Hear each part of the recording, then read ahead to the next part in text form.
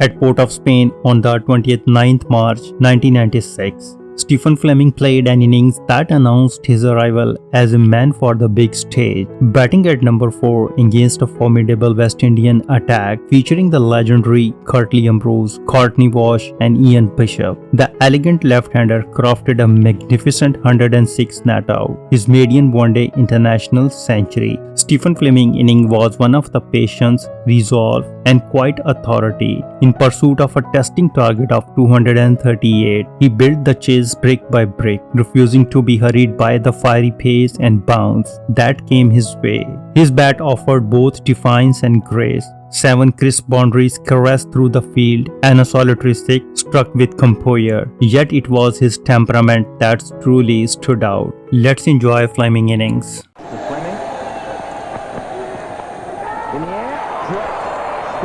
One-day bowler in the world right now. He's certainly proved it in the World Cup. Recent one-day bowler in the world because there's no test cricket going on at the moment. Lovely strike of the ball is Stephen Fleming, and should get 3 if he can get to run properly. And they will get that comfortably straight. Coming up 3, but maybe he's been pushed a bit higher up the order. Academy has to field mid off because the bowler may get his angles wrong and he needs the help of the wicketkeeper. And that was not a warrior field because that is a lovely hit. In fact, that has gone over the fence and it's just a lovely strike. If you look going from right to left on your screen, no balls, no right.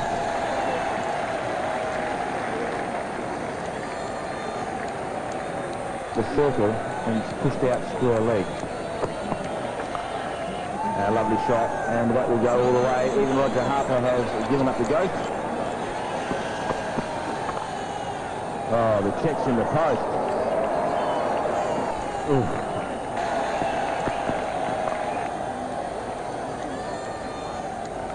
It's only the second run, third run now. There's an expansion going on here over the last few years. They score moving without losing any more wickets. They're in the position where they can go on from strength or they could fold up. But somebody's going to play a decent innings. Not those trying to slug. And full toss, I think he's split the gap he has for a boundary. Very good shot by Fleming in just 111 minutes of 155 balls. And you can see the fieldsman over the top and 4. So Second there, I thought he'd hit it straight back to Kirtley. Have to hit it pretty high, get the elevation up quickly to get it over the top, and he timed it well.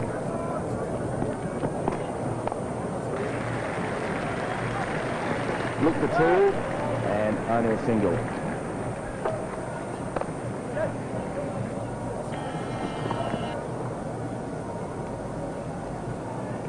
I thought one of the major differences between the West Indies fielding and the South. And he's got that through, so that's another 4. And Ambrose is 2 overs on return of custom 23. And New Zealand have really, and that's 4 more. So the boundaries are coming now. Not only the singles, but the boundaries. James Adams. And Fleming gets it in the air, and I think they may go for 4. Yes, the shadow's a bit deceptive up here, but he did not move, Jeffrey. I don't think he saw it either. He didn't see that. He sort of skimmed along. Lovely straight drive. 2 men. I don't think it'll pierce the 2 men. And lovely bit of fielding by Harper. Good running again. To the run rate and take New Zealand home. Well, the bumpy ball. And that was more like the Rocky Horror Show. A bounce to the left and then bounce to the right. The room on the leg side in particular. Rapid and run. The West Indies need to keep him on strike. And mid-on, wide of mid-on, and 4. Well, it felt as if it was going to land in mid-on's lap, but it just kept going. Once again, bowling around the wicket, giving a free scoring hit on the leg side. And Bishop a bit of a fumble. And that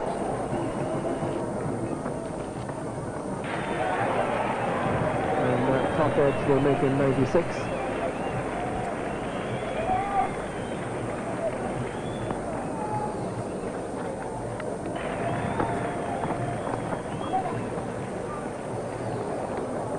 Pushes Fleming on to 98 now, just a little nudge. And that is his highest score for New Zealand. It's been a long time. Good.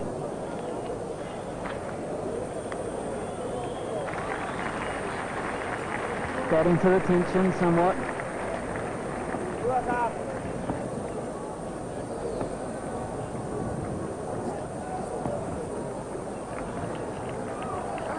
Arthur now decides to go over the wicket.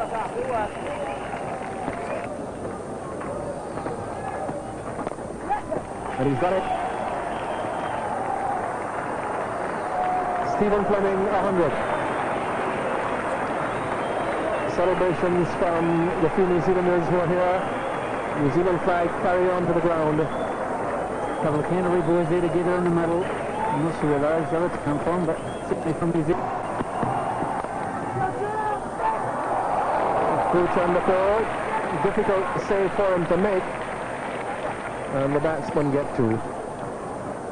Was travelling. Stump sailor. Has to take 3 wickets to win the game.